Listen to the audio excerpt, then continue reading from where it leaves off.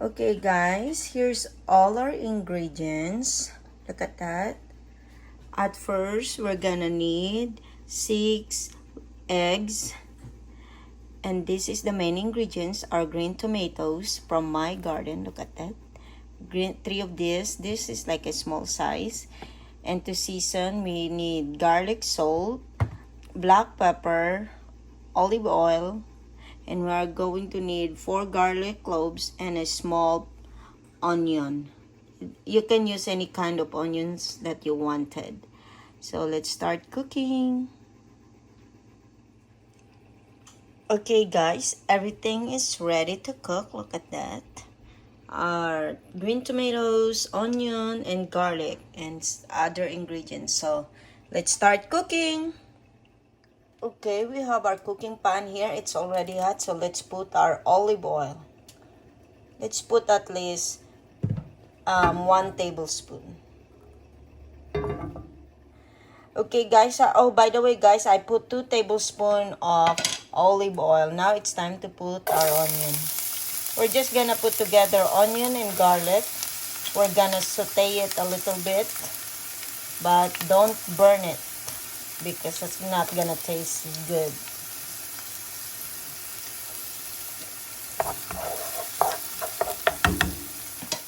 Okay guys, I've been sauteing this garlic and onion for 2 minutes in a medium heat.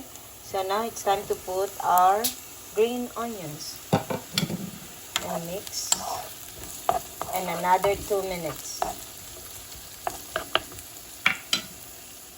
Okay guys, I've been sauteing this for 2 minutes. So first, let's put our garlic salt, like half a teaspoon. Mix.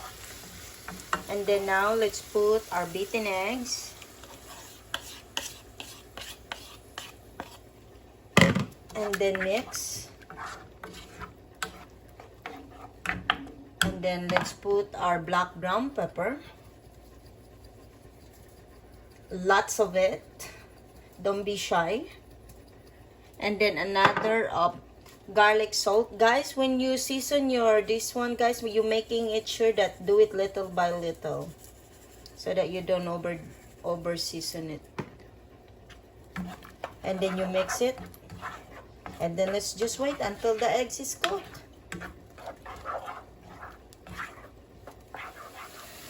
Okay guys, our eggs is cooked. Look at that. It smells so good. So it's done. Let's put it on the plate. Look at that guys.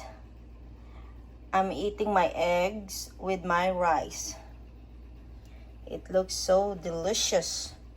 So let's try it. Let's try it if it tastes good. This is my breakfast guys. The beauty of this is this eggplant is from my garden.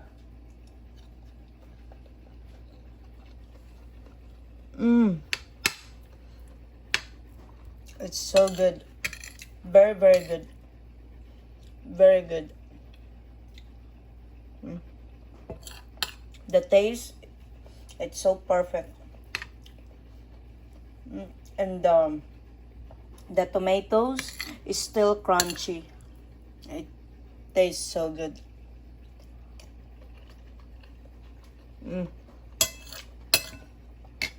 Okay guys, I'm gonna wrap this up so that I can eat now without talking.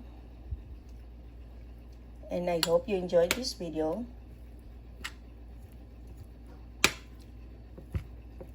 And please don't forget to subscribe and likes, and please don't forget to click the bell button so that every time I upload video, you always get notified. Thank you so much guys for watching.